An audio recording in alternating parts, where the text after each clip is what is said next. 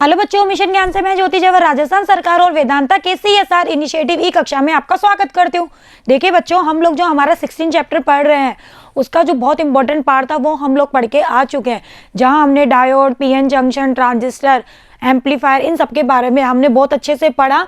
आज जो हम पढ़ने जा रहे हैं वो हमारा इस इलेक्ट्रॉनिक्स की एक अलग ही पार्ट है, जिसे हम कहेंगे डिजिटल इलेक्ट्रॉनिक्स। ओके, अभी तक हम जो पढ़ रहे थे वो हमारी डिजिटल नहीं थी, अब जो हम पढ़ेंगे वो हमारी होगी डिजिटल इलेक्ट्रॉनिक्स, लेकिन इसमें भी हमारे डायोड यूज आएंगे।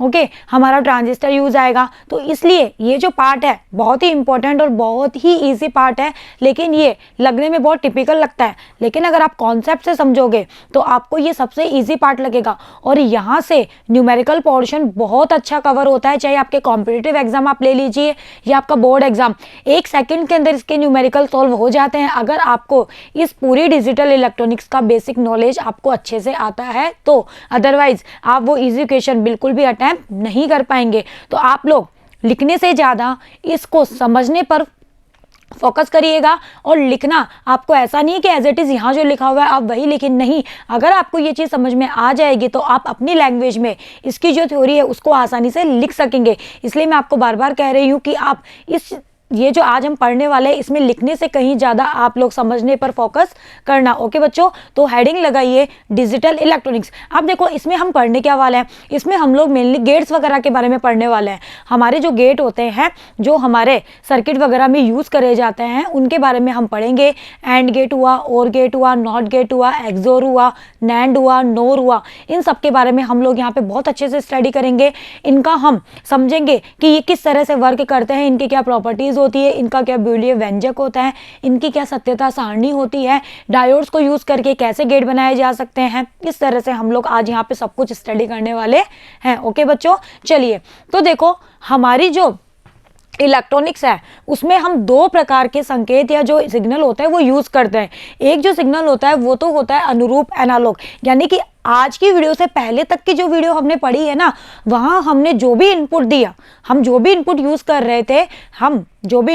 कर रहे थे वो हमारा कैसा था, वो हमारा था अनुरूप, यानी कि एनालॉग था। और आज जो वीडियो हम पढ़ने वाले हैं उसमें हम जो यूज़ करेंगे वो है हमारा डिजिटल, और इसी के नाम के आधार पर इसकी ब्रांच का नाम क्या पड़ेगा, डिजिटल इलेक्ट्रॉनिक्स। ओके, अब जान लेते हैं कि आखिर एनालॉग क्या होता है और डिजिटल क्या होता है। देखो एनालॉग जो होता है उसमें हमारी धारा और जो वोल्टता होती है वो सतत रूप से परिवर्तित हो रही है। कैसे होती है, ऐसे कंटिन्यूअसली परिवर्तित होती है। बताओ, हमने ऐसे तो यूज़ किया है, अब तक किया है ना। जबकि हमारा जो डिजिटल होता है उसमें बिल्कुल वैसा ही काम होता है जैसा कि आप अपने घर में किसी स्विच को ऑफ कर देते हो तो लाइट ऑफ हो जाती है, स्विच को आपने ऑन कर दिया तो लाइट ऑन हो गई, होता है ना। इसके बीच की कोई कंडीशन होती है क्या, भाई ऑफ है तो लाइट ऑफ, ऑन है तो लाइट ऑन, इसके बीच की कोई कंडीशन नहीं होती है ना। तो ऐसे जो सिग्नल होते हैं उनको हम कहते हैं हमारे डिजिटल सिग्नल, यानी कि इसमें हम या तो निम्न विभव को यूज करेंगे या फिर उच्च विभव।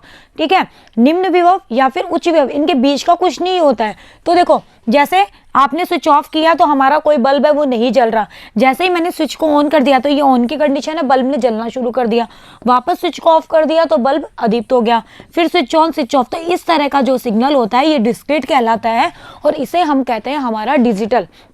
ओके बच्चों, तो आपको समझ में आया। एनालॉग जो अब तक हम यूज कर रहे थे, अब जो हम यूज करने वाले उसमें हमारी सिर्फ 2 ही कंडीशन होगी, या तो ऑन होगा या फिर ऑफ होगा, इसके बीच का कुछ नहीं होता है। और हम ऑन ऑफ के रूप में यहाँ पर बाइनरी नंबर्स को यूज करेंगे। वैसे जो बाइनरी नंबर्स है इनका जो एक्सप्लेनेशन है वो आपके सिलेबस में नहीं है, हम सिर्फ इतना जानेंगे कि बाइनरी जो नंबर है वो हम दो बाइनरी नंबर यूज करेंगे, 0 और 1। लेकिन यह 0 और 1 का मतलब 0 1 नहीं है, 0 वोल्ट और 1 वोल्ट, इसका मतलब ये नहीं कि 0 वोल्ट है या 1 वोल्ट है, नहीं। 0 का मतलब है मेरा निम्न विभव और 1 वोल्ट का मतलब है कि आप जितना भी दे रहे हो उसका उच्च विभव, वो चाहे वो 5 वोल्ट हो चाहे वो 10 वोल्ट हो, कुछ भी।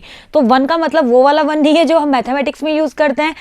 ठीक है, तो 0 का मतलब हमेशा होगा निम्न विभव, यानी कि हमने कोई वोल्टेज नहीं दिया या बहुत लोअर वोल्टेज वाला, निम्न वोल्टेज।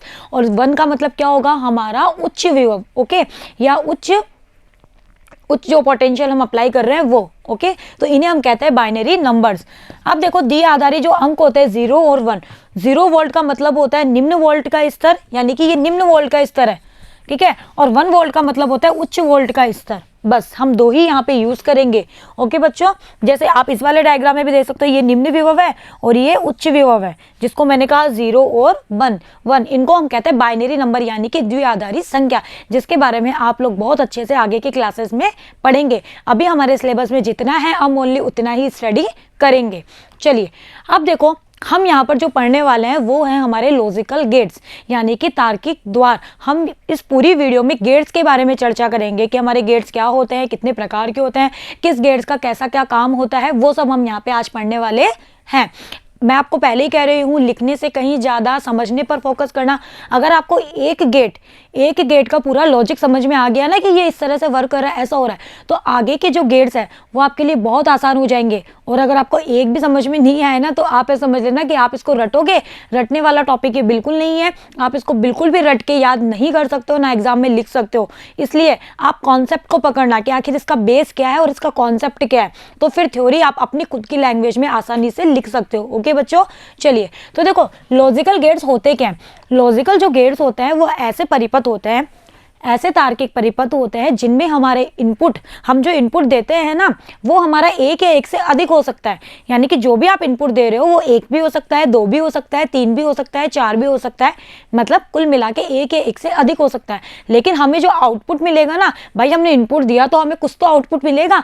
आउटपुट हमेशा आपका एक ही होता है, यानी कि आपका जो आउटपुट टर्मिनल होगा ना वो हमेशा एक ही होगा। चाहे कोई सा भी लॉजिकल गेट हो, हमारा इनपुट एक या एक से अधिक हो सकता है, लेकिन हमारा जो आउटपुट है वो सदैव एक ही रहता है। तो ऐसे जो परिपथ होते हैं इनको तार्किक द्वार या फिर तार्किक परिपथ कहते हैं। तो अब इन लॉजिकल जो गेट्स होते हैं इनके लिए हम एक तो लिखते हैं बूलियन व्यंजक।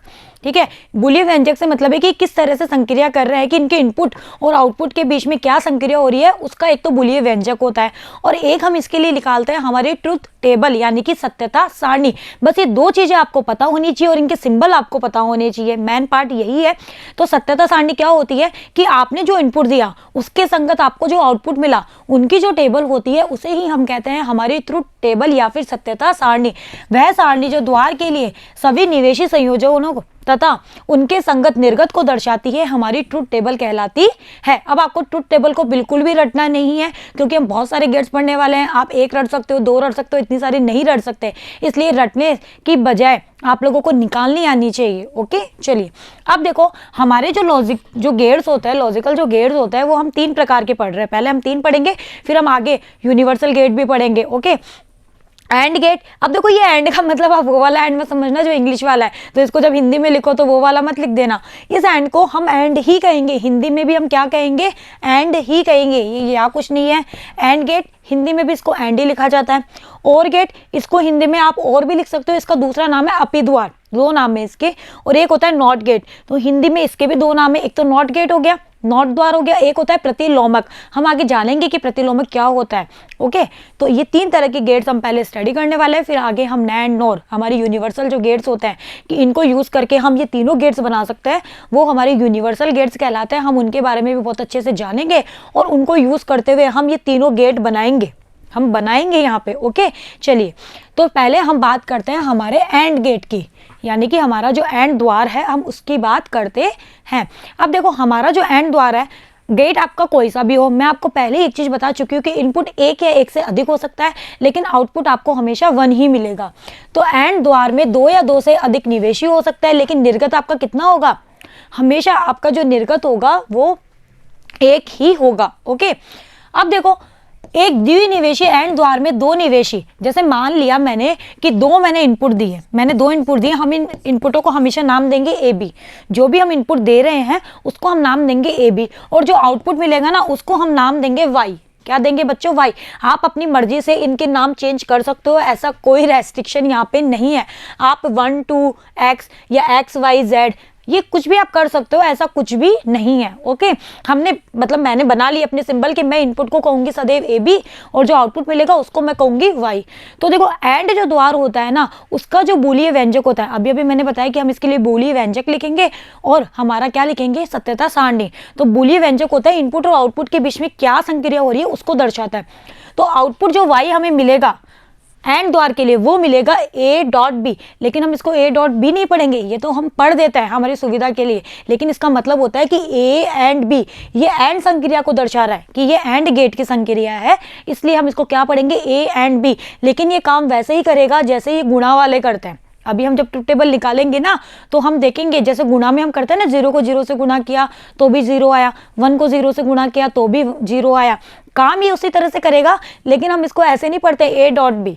ये तो हम अपने मतलब नॉर्मल लैंग्वेज में बोलने के लिए ऐसा बोल देते हैं, लेकिन इसका सही जो मीनिंग है फिजिक्स में वो होता है ए एंड बी, यानी कि ये एंड संक्रिया को दर्शा रहा है। तो जब भी एंड गेट आए तो समझ लेना कि अगर आपको आउटपुट चाहिए तो इनपुट के बीच में आपको क्या लगाना है, डॉट, यानी कि एंड लगाना है। ओके, इसी तरह से जब और गेट पढ़ेंगे तो वहां लग जाएगा ए प्लस बी, प्लस लगेगा लेकिन हम उसको बोलेंगे और।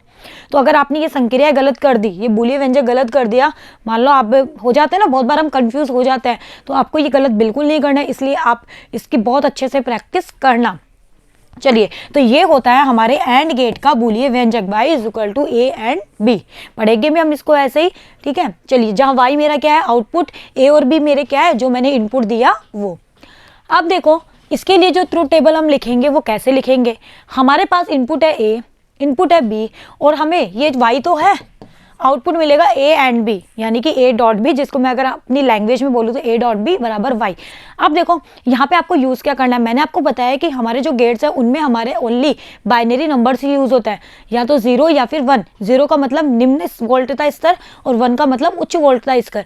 यहाँ हम 1 के रूप में जब आगे अभी करेंगे ना, वहाँ हम 5 वोल्ट लेके चलेंगे, आप 10 वोल्ट भी लेके चल सकते हो, और निम्न के रूप में हम 0 वोल्ट लेके चलेंगे। ओके, बाकी ये हमारी इच्छा होती है, आप 10 वोल्ट भी ले सकते हो, 15 भी ले सकते हो, 20 भी ले सकते हो। यहाँ हम 5 लेके चल रहे हैं भाई, हम कंफ्यूज ना हो इसलिए हमने अपना फिक्स कर लिया, ठीक है। चलिए, तो हम देखो कैसे करेंगे, जब आपने जैसे ये इनपुट है और यहाँ आपको आउटपुट मिल रहा है। ओके, अब अभी मैं बताऊंगी कि इसका सिंबल क्या होता है एंड का, एक बिल्कुल डी शेप में होता है। ये सिंबल्स भी आपको ध्यान रखना है, इनमें भी हम बहुत कंफ्यूज हो जाते हैं, इसलिए आप इसकी अच्छे से प्रैक्टिस करोगे तो बिल्कुल भी कंफ्यूज नहीं होगे। अब देखो, जैसे मेरा इनपुट है ए और बी और मुझे आउटपुट मिल रहा है वाई, आउटपुट वाई कहता है कि एंड संक्रिया है तो आउटपुट ये होता है। अब देखो इनपुट क्या देंगे, सबसे पहले मैंने जो निवेशी था ए और बी, इन दोनों को ही 0 वोल्टेज दे दिया, दोनों को ही क्या दे दिया, 0 वोल्टेज दे दिया, तो आउटपुट क्या मिलेगा, 0.0। अब इसको मैंने बताया ना हमें करना गुणा ही है, तो बताओ 0 को 0 से गुणा किया तो क्या मिला, 0, तो आउटपुट मेरा क्या मिलेगा, 0, तो 0 0 0 आया समझ में। चलिए, अब मैंने कहा कि मैंने ए को तो दे दिया हायर वोल्टेज, जिसको मैंने कहा 1, ठीक है। अभी हायर वोल्टेज कितना भी हो सकता है, 5 वोल्ट 10 वोल्ट कुछ भी, और बी को मैंने 0 वोल्ट ही दिया, ठीक है। तब भी आउटपुट कहता है y कि 1.0 कितना होता है, वो भी 0 होता है, तो भी 0 मिला, मिला नहीं मिला, मिल गया। अब मैंने कहा ये वाला केस था, अब मैंने कहा कि मैंने इसको तो दे दिया 0 वोल्ट और इसको दे दिया हायर वोल्टेज, तब भी मुझे 0 ही मिलेगा, तो ये वाला केस हो गया। अब मैंने कहा कि मैंने ए और बी दोनों को ही हायर वोल्टेज दे दिया, यानी कि 1 कर दिया, 1 कर दिया, यानी कि हायर वोल्टेज दिया, तो 1 को 1 से जब मल्टीप्लाई करते हो तो कितना मिलता है, 1। तो ये हो गई इसकी ट्रुथ टेबल। बताओ है ना आसान, आपको रटने की नीड पड़ेगी नहीं ना, आप अपने खुद के कॉन्सेप्ट से चलो, करना आपको गुना ही है, लेकिन बोलने में हम क्या बोलेंगे, ए एंड बी, ठीक है। तो करना आपको सिंपल गुना ही है, और आपको हमेशा इनपुट यही रखना है, पहले 0 0 दे दिया, फिर 1 को 0 1 को 1 दे दिया, फिर इंटरचेंज कर दिया और फिर दोनों को 1 दे दिया। अब देखो ये तो है जब हमने 2 इनपुट लिए, लेकिन ऐसा नहीं है कि एंड गेट में 2 ही इनपुट होता है, 2 से अधिक भी हो सकता है, 3 भी हो सकता है। जैसे अगर मैं बात करूँ तो यहाँ पे 3 इनपुट भी हो सकते हैं, ऐसा कुछ नहीं है, लेकिन 3 इनपुट वाला जो है वो हमारे सिलेबस में नहीं है, लेकिन फिर भी मैं आपको थोड़ा सा समझाती हूँ ताकि आपका तो थोड़ा सा डाउट है कि वो क्लियर हो जाए। देखो 3 इनपुट ऐसे भी हो सकता है, ए बी सी, जैसे ये ए है, ये बी है, ये सी है। तो अब क्या होगा, पहले बार तीनों को 0 करेंगे, फिर किसी 2 को 0 1 को 1, फिर इसको 0 इसको 1 इसको 0, फिर इसको 0 इसको 0 इसको 1, फिर 2 को 0 1 को 1, ऐसे बहुत सारी टेबल्स बनेगी, तो वो बहुत लेंथी और कॉम्प्लिकेटेड सा हो जाएगा ना हमारे लेवल के अकॉर्डिंग। अभी हम 12th लेवल में, तो हमारे लेवल के अकॉर्डिंग वो थोड़ा सा कॉम्प्लिकेटेड हो जाएगा, इतना ज़्यादा भी नहीं होगा, लेकिन अगर आप करना चाहें तो खुद से कर सकते हैं। करना देखो गुणा है, इस केस में भी इनको गुणा ही करना है, फिर आपके बार आउटपुट क्या हो जाएगा, 3 है तो A dot B dot C, इस तरह से हो जाएगा। गुणा करोगे चाहे 1 0 0, एक बार भी अगर किसी में एक भी 0 आ रहा है तो आउटपुट तो 0 ही मिलेगा। जब तीनों ही 1 1 होंगे, तीनों ही 1 1 होंगे तभी तो मुझे क्या मिलेगा, आउटपुट 1 मिलेगा। तो इसकी ट्रूथ टेबल इस तरह से बन जाएगी, इसमें एक पार्ट और ऐड हो जाएगा सी वाला, बस। तो थोड़ी सी बड़ी टेबल बनेगी। आप लोग अगर अपनी प्रैक्टिस के लिए करना चाहो तो कर सकते हो, ऐसा कुछ नहीं है। 4 इनपुट भी हो सकते हैं, 5 भी हो सकते हैं, लेकिन आउटपुट तो हमेशा एक ही रहेगा, आउटपुट तो हमेशा एक ही रहेगा। हम यहाँ पर 2 की बात कर रहे हैं। ओके, चलिए तो मैं डायग्राम को थोड़ा क्लियर कर देती हूँ। तो इस तरह से हम लोग ट्रूथ टेबल निकालते हैं। तो आपको एंड संक्रिया समझ में आई कैसे करना है, सिंपल गुणा वाला हमें यहाँ पे ट्रिक अपनानी है। ओके, चलिए अब देखो, अगर आपको ये ट्रूथ टेबल निकालनी आ गई तो क्या आप इस ट्रूथ टेबल की थ्योरी को खुद की मर्जी से नहीं लिख सकते? लिख सकते हो ना। क्या नजर आ रहा है आपको ट्रूथ टेबल में? आपको ये नजर आ रहा है कि अगर मेरे दोनों जो इनपुट है वो जब उच्च वोल्टेज स्तर पर होते हैं तभी मुझे आउटपुट प्राप्त होता है। 1 का मतलब क्या हुआ कि आउटपुट आपको प्राप्त हो रहा है ना। और अगर मेरे दोनों इनपुट में से एक भी इनपुट 0 है या दोनों ही 0 है तो मुझे आउटपुट वोल्टेज 0 प्राप्त हो रहा है। तो मुझे आउटपुट क्या प्राप्त हो रहा है, 0। यही चीज लिखी है। एंड द्वार में निर्गत 1 तभी प्राप्त होता है जब सभी निवेशी उच्च हो। ये उच्च ही तो है, तभी तो आपको 1 प्राप्त हो रहा है।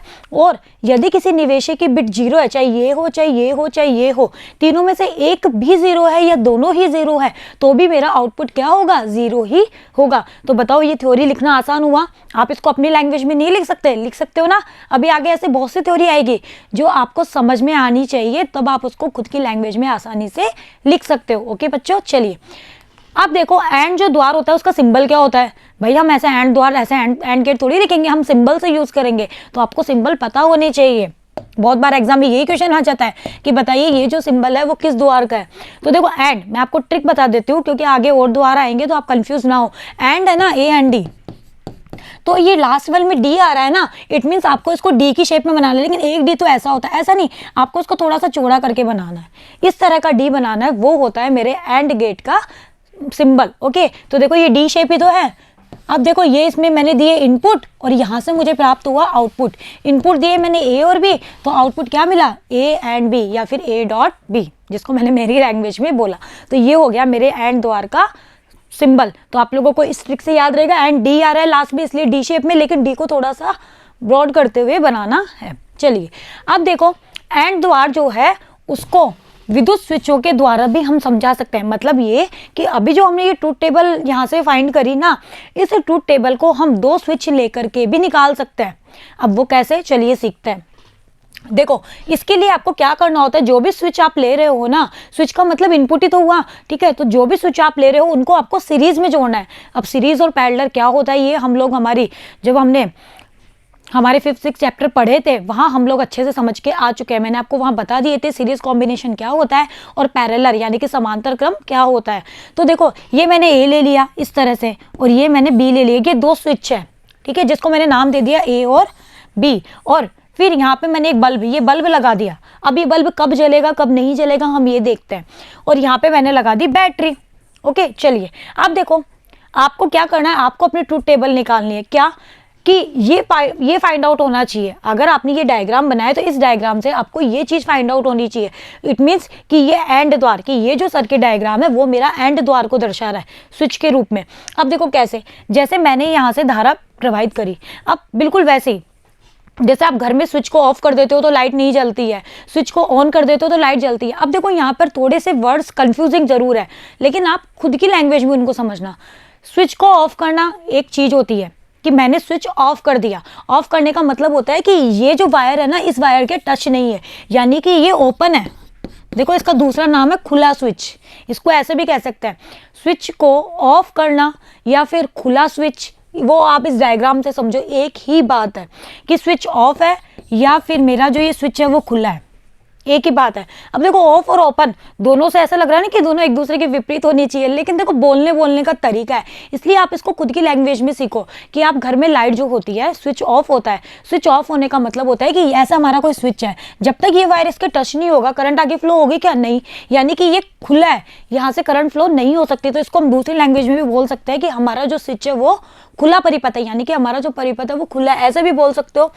तो स्विच ए और बी खुले हैं, तो ये तो हो गया ऑफ। अगर मेरा स्विच ऑन, जैसे ही आपने स्विच को ऑन कर दिया तो लाइट जली ना, जली मतलब क्या हुआ, ये वायर इसके टच हो गया। तो इसको दूसरी लैंग्वेज में हम क्या कर सकते हैं, स्विच ऑन है या फिर क्लोज है, हमारे जो स्विच है वो बंद है दोनों। तो कंफ्यूज नहीं होना है। आप लोगों को इन नामों से ऐसा लग रहा है कि ये एक दूसरे के विपरीत है, लेकिन इन दोनों का मीनिंग हम हमारी लैंग्वेज से समझे तो एक ही है।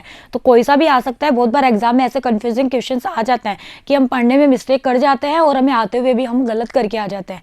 इसलिए आप खुद के तरीके से इन चीज़ों को बनाना सीखो, बजाय बुक के या फिर किसी और तरीके के। चलिए अब देखो, इतना आपको समझ में आ गया। अब बात करते हैं कि जैसे मैंने यहाँ बैटरी है, यहाँ से धारा प्रवाहित होगी। अब मैंने बोल दिया कि मेरा जो ए स्विच है और जो मेरा बी स्विच है, दोनों ही मेरे क्या है, खुले हैं। खुले होने का मतलब क्या है, दोनों ही ऑफ है। एक ही तो मतलब हुआ। ऑफ का मतलब क्या हुआ कि यहाँ भी जीरो है, यहाँ भी जीरो है, एक ही चीज हुई। जब बताओ यहाँ से करंट आई, ये करंट यहाँ से आ रही है, ये स्विच खुला है, तो बताओ करंट को आगे जाने का रास्ता मिलेगा? भाई जब तक परिपथ बंद नहीं होगा करंट फ्लो होगी क्या? नहीं ना। तो इट मीन्स यहाँ से कोई करंट आगे फ्लो होगी ही नहीं। जब यहाँ से करंट फ्लो नहीं हो रही तो यहाँ तक तो वैसे ही नहीं पहुंचेगी, और जब यहाँ से करंट फ्लो ही नहीं हो रही, करंट यही ब्लॉक हो गई, तो बताओ ये बल्ब जलेगा क्या? नहीं। तो आपको आउटपुट क्या मिला? नहीं जला, मतलब जीरो। बताओ हमारी टेबल यही कहती है क्या? 0 0 है तो 0 मिला। पहला समझ में आया? चलिए अब बात करते हैं कि करंट तो यहाँ से आई, मैंने इस वाले स्विच को तो कर दिया ऑन कर दिया, मतलब इसको यहाँ से टच करवा दिया, ठीक है, या फिर मेरे परिपथ या फिर स्विच को कर दिया बंद, और बी को मैंने खुला ही रखा। चलिए बी को मैंने क्या रखा? खुला। चलिए करंट आई, करंट कहती है कि यहाँ से तो परिपथ बंद हो गया, मतलब यहाँ से तो ये आगे बढ़ गई करंट, लेकिन जैसे यहाँ तक पहुंची यहाँ पर इसको खुला परिपथ मिला। यहाँ पे ये जो बी है वो स्विच है, वो क्या है मेरा? ओपन है। तो यहाँ से करंट आगे जाएगी नहीं, और जब तक करंट यहाँ से आगे नहीं जाएगी ये बल्ब जलेगा नहीं। जलेगा क्या? नहीं ना। तो बताओ अब भी मुझे वाई क्या मिला? 0। बताओ यही है क्या कि इसको तो मैंने कर दिया 1 और इसको मैंने करा 0, तो भी 0 मिला। देखिए हमारे ट्रूथ टेबल, इसको 1 इसको 0 तो भी 0 मिला। चलिए अब थर्ड करते हैं। थर्ड क्या है?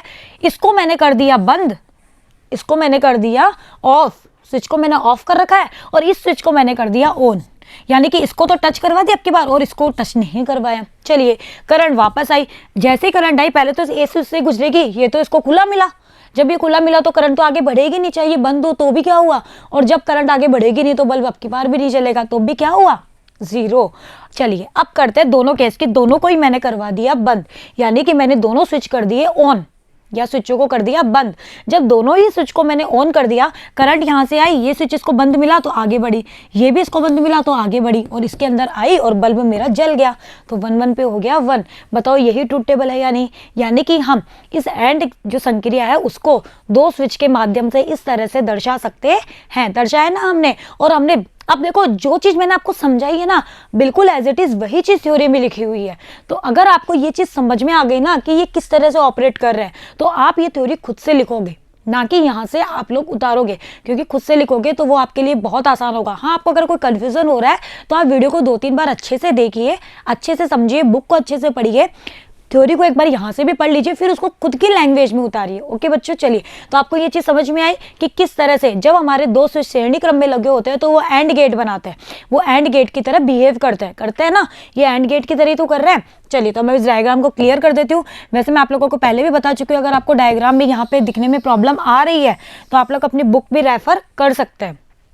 चलिए तो ये हो गया, मैंने स्विच के द्वारा एंड को समझा दिया। अब बात करते हैं, ये बिल्कुल थ्योरी वही है जो मैंने आपको समझाई है। अब देखो ये जो एंड गेट है ना, वो हम डायोड को यूज करके भी बना सकते हैं। अभी तो स्विच को यूज करके बनाया, अब इसमें हम डायोड्स के बारे में हमने बहुत अच्छे से पढ़ लिया है ना, तो हम डायोड्स को यूज करके भी हमारा एंड गेट बना सकते हैं। चलिए अब हम डायोड की संक्रिया देखेंगे, लेकिन डायोड के लिए आपको फॉरवर्ड और रिवर्स बहुत अच्छे से आना चाहिए, और न जाने मैंने कितनी बार आपको ये चीज़ बहुत अच्छे से बताई है। अब तक तो आपके दिमाग में बैठ गई होगी क्या फॉरवर्ड क्या रिवर्स, फॉरवर्ड में क्या होता है, रिवर्स में क्या नहीं होता है। चलिए इसके लिए आपको जो डायोड होते हैं उनको इस तरह से जोड़ना होता है, इसका पी पार्ट ऐसे, दोनों ही डायोड को इस तरह से जोड़ना होता है, पी पार्ट। वैसे हम जब डायोड का सर्किट डायग्राम बनाते हैं तो ऐसे बनाते हैं ना, नहीं, लेकिन आपको इसको उल्टा करके जोड़ना है अगर एंड गेट वाला बनाना है तो इस तरह से इसको, इस तरह से इसको, दो ही डायोड चाहिए, 2 इनपुट है तो 2 डायोड, और यहाँ पे इनपुट देते हैं, इस डायोड में ए इनपुट दे दिया और इस डायोड में बी दे दिया, और फिर इनको जोड़ दिया, यहाँ पर एक लोड लगा दिया, और इस लोड के यहाँ पर हमने क्या लगा दिया, आउटपुट लगा दिया, मतलब यहाँ पे हमें आउटपुट प्राप्त होता है, जिसका आउटपुट का एक सिरा तो हम ग्राउंडेड कर देते हैं, दूसरा सिरा यहाँ पे जुड़ा होता है, और इस आर के नीचे हम एक बैटरी लगाते हैं। हमने एक 5 वोल्ट की बैटरी लगा दी, इस बैटरी का नेगेटिव पार्ट को भी हम ग्राउंड कर देते हैं। चलिए, तो इस तरह का जो सर्किट डायग्राम होता है वो हमारे एंड द्वार को दर्शाता है यूजिंग डायोड्स। ओके बच्चों, अब हम जानना चाह रहे हैं कि क्या इन सब से भी हमारे वही ट्रूथ टेबल मिलेगी जो अभी हमें स्विच से मिली और जो हमने निकाली। भाई अगर मिल रही है तब तो ये डायग्राम सही है एंड के लिए, नहीं मिल रही है तो नहीं है, ऐसा ही तो होगा ना। चलिए, अब देखो, सबसे पहले हम देंगे इनपुट 0 0। मैंने 0 वोल्ट दिया, 0 वोल्ट दिया, 0 वोल्ट दिया मतलब निम्न विभव। 0 का मतलब निम्न तो होता है, निम्न होता है ना। अब देखो, ये पार्ट है एन, आपको अच्छे से पता है कि ये जो लाइन होती है वो एन को दर्शाती है और ये जो सिंबल होता है वो पी पार्ट को दर्शाता है। इसके बारे में मैं ज़्यादा डिस्कस नहीं करूंगी क्योंकि मैं आपको बहुत अच्छे से ये चीज़ पढ़ा के आ चुकी हूँ। चलिए, अब देखो, एन जब निम्न विभव पे होता है तो बताओ क्या होता है। अगर आपका एन निम्न विभव पे हो या आपका पी उच्च विभव पे हो तो हमेशा डायोड फॉरवर्ड बायस में होता है। मैंने आपको ये चीज़ बहुत बार बताई है, हम अब तक यही चीज़ यूज़ करते हैं, चाहे ट्रांजिस्टर ले लो चाहे कुछ भी ले लो, यही करते हैं ना। यानी कि या तो एन निम्न पे हो या फिर पी उच्च पे हो, तो दोनों ही कंडीशन में हमारा जो डायोड होता है वो हमारा फॉरवर्ड बायस में होता है। यानी कि इस कंडीशन के लिए ये वाला डायोड फॉरवर्ड बायस में है क्योंकि इसका एन पार्ट निम्न विभव से जुड़ रहा है। चलिए D2 पे पहुंचिए। D2 कहता है कि मेरा भी एन पार्ट निम्न विभव से जुड़ रहा है तो मैं भी फॉरवर्ड में ही हूँ। और आपको बहुत अच्छे से मैंने बताया है कि जब भी डायोड फॉरवर्ड बायस में होते हैं तो वो धारा का चालन करते हैं। यानी कि इन दोनों कंडीशन के लिए D1 और D2 धारा का चालन करेंगे। अब एक चीज़ और, हम यहाँ पे ये मान के चलेंगे कि हमने जो डायोड लिए हैं ना, ये हमारे आदर्श डायोड है, मतलब ये कि इनके ऊपर कोई वोल्टेज ड्रॉप नहीं होगा। ठीक है, चलिए, अब जब 0 0 विभव है तो देखो, पहली कंडीशन अगर हम पढ़े तो यही है कि ये वाला, यदि ए और बी दोनों ही 0 पर है तो D1 और D2 दोनों ही अग्र बायसित यानी कि फॉरवर्ड बायस में है और ये आदर्श डायोड है तो इनके ऊपर कोई वोल्टेज ड्रॉप, विभव पात को कहते हैं वोल्टेज ड्रॉप, कि इसके ऊपर कोई वोल्टेज ड्रॉप नहीं हो रहा है। अब देखो, इस कंडीशन में क्या होगा, यहाँ ये दोनों धारा का चालन करेंगे। जब ये धारा का चालन करेंगे तो उस कंडीशन में क्या होगा, हमारा जो ये लोड है, इस लोड की संगति तो हमने आउटपुट लगाया है और इस आउटपुट का एक सिरा हमारा क्या है, ग्राउंडेड है। तो यहाँ पर जो होगा, यहाँ पर वही आउटपुट में जाएगा। तो उस कंडीशन में जब ये दोनों डायोड, हमारे जो दोनों डायोड है वो धारा का चालन कर रहे हैं तो उस कंडीशन में हमारा जो ये आर है ना, इसके ऊपर वोल्टेज ड्रॉप होता है। क्या होता है, इस आर में धारा प्रवाहित होगी जिसकी वजह से यहाँ पर वोल्टेज ड्रॉप होगा। क्यों, क्योंकि V = IR, भाई करंट है, रेजिस्टेंस है तो वोल्टेज ड्रॉप भी तो होगा ना।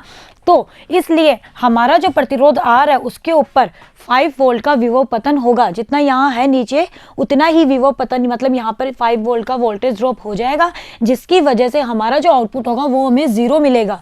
क्या मिलेगा बच्चों, 0 प्राप्त होगा। क्या प्राप्त हुआ, 0।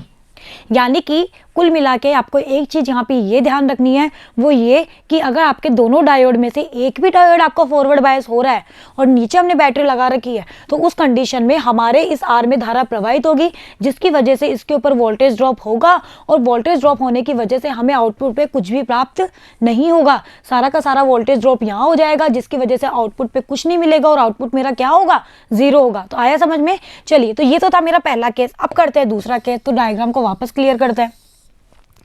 अब मैंने ले लिया इसको तो 0 और इसको 1, 0 1 और 1 के रूप में मैंने 5 वोल्ट, जितना मैंने यहाँ बैटरी लगाई है ना उतना ही वोल्टेज मैं यहाँ पे दे रही हूँ। ये तो है 0 वोल्टेज और इसको दे दिया मैंने 1 वोल्टेज। जब मैंने इसको 0 दिया तो ये तो फॉरवर्ड में ही है। क्यों, क्योंकि इसका एन पार्ट निम्न से जुड़ रहा है। जब इसको मैंने 5 वोल्ट दिया यानी कि उच्च विभव दे दिया तो इसका एन पार्ट उच्च से जुड़ा, एन पार्ट उच्च से जुड़ा तो ये रिवर्स में चला गया ना। भाई आपको अच्छे से पता है कि अगर एन को उच्च से जोड़ दिया तो वो रिवर्स हो जाता है, ठीक है, या फिर पी को निम्न से जोड़ दिया तो भी रिवर्स हो जाता है, मतलब ये। और रिवर्स बायस में डायोड जो होता है उससे धारा का चालन नहीं होता है, यानी कि इस डायोड से कोई धारा यहाँ पे परिपथ में नहीं आएगी, इस आर पर यहाँ से कोई धारा नहीं आएगी। लेकिन D1 डायोड कहता है कि मैं तो फॉरवर्ड बायस में हूँ, मैं तो धारा का चालन कर सकता हूँ, तो यहाँ से धारा आएगी तो करंट हमारे रेजिस्टेंस में जाएगी जिसकी वजह से वापस 5 वोल्ट का विभव पतन यहाँ पे हो जाएगा और हमें आउटपुट पे कुछ भी नहीं मिलेगा। यानी कि 0 1 है तो भी 0 मिला। बताओ हमारी ट्रूथ टेबल यही है क्या, 0 1 है तो भी 0 मिला ना। सिमिलरली बिल्कुल यही काम हमारा इस केस के लिए होगा। जब मैंने इसको तो 5 वोल्ट दे दिया और इसको दे दिया 0 वोल्ट। जब इसको 5 दिया तो ये चला गया आपकी बार रिवर्स में और ये चला गया फॉरवर्ड में। तो ये कहेगा कि मैं तो धारा का चालन नहीं करूंगा क्योंकि मैं तो रिवर्स में हूँ। D2 कहेगा कि भाई मैं तो फॉरवर्ड में हूँ, मुझसे तो धारा का चालन होगा, वापस से R में धारा प्रवाहित होगी, इसके ऊपर 5 वोल्ट का विभव पतन हो जाएगा और आउटपुट मिलेगा 0। चलिए, तो ये हो गया। अब बात करते हैं कि दोनों को ही हमने हायर वोल्टेज दे दिया। चलिए, जब मैंने दोनों को ही हायर वोल्टेज दे दिया तो क्या होगा, अब तो आप खुद से भी निकाल सकते हो क्या होगा। सोचिए, इसको भी 5 वोल्टेज दे दिया, इसको भी 5 वोल्टेज दे दिया, दोनों ही रिवर्स में चले गए। इस कंडीशन में जब दोनों ही रिवर्स में चले गए तो बताओ कोई धारा का चालन होगा नहीं, तो इस प्रतिरोध में कोई धारा प्रवाहित होगी नहीं। तो उस कंडीशन में क्या होगा, इसका ये वाला जो सिरा है वो 5 वोल्ट पर है, तो इसका ये वाला सिरा भी 5 वोल्ट पर ही रहेगा क्योंकि यहाँ पे कोई वोल्टेज ड्रॉप हो ही नहीं रहा, जिसकी वजह से अगर ये 5 वोल्टेज पर है तो वाई भी मेरा क्या होगा 5 वोल्ट यानी कि 1 प्राप्त होगा। आया समझ में। तो आपको ये प्रोसेस अच्छे से आना चाहिए और इसके लिए आपको डायोड के बारे में अच्छे से पता होना चाहिए। तो बताओ, अब जो मैंने बताया बिल्कुल वही थ्योरी लिखी हुई है। देखो लास्ट वाला पढ़े तो ए और बी दोनों ही 1 है, मतलब दोनों ही 5 वोल्टेज पर है, तो दोनों डायोड अचालन अवस्था में होंगे, प्रतिरोध आर में कोई धारा नहीं होगी और इसका ऊपरी सिरा उतने ही विभव पर होगा जितना कि निम्न वाला सिरा। इसलिए हमें अर्थ के सापेक्ष आउटपुट कितना मिलेगा 5 वोल्टेज यानी कि 1 प्राप्त होगा। और यही हमारी ट्रूथ टेबल कहती है कि 1 1 होता है तो 1 मिलता है। तो इस तरह से अगर आपके डायोड इस तरह से जुड़े हुए हो तो आपका एंड गेट बनता है। कौन सा गेट बनता है, एंड गेट। तो ये हमने डायोड को यूज करते हुए एंड गेट बनाया। ओके बच्चों, तो इसी के साथ ही हमारा जो ये एंड गेट है वो कंप्लीट हो गया। हमने एंड गेट पढ़ लिया, एक गेट को हमने बहुत अच्छे से पढ़ा है। अब आगे के गेट आपको अपने आप समझ में आ जाएंगे अगर आपको ये आ गया तो, क्योंकि प्रोसेस तो वही रहने वाला है, बस थोड़ा सा चेंज हो जाएगा, बूलियन व्यंजक चेंज हो जाएगा, ट्रूथ टेबल चेंज हो जाएगी, डायोड्स की कंडीशन चेंज हो जाएगी, उनको वर्क करने का तरीका चेंज हो जाएगा, लेकिन वर्क तो वो वैसे ही करेगा। ऐसा तो नहीं है कि फॉरवर्ड में है तो धारा का चालन नहीं करेगा। भाई फॉरवर्ड में है तो धारा का तो चालन करेगा ही, रिवर्स में है तो नहीं करेगा। चलिए, अब हम बात करते हैं किसकी, हमारे और गेट की। एंड को हमने अच्छे से पढ़ लिया ना बच्चों। अब चलिए, और गेट आपके लिए बहुत आसान होने वाला है अगर आपको एंड गेट समझ में आ गया तो।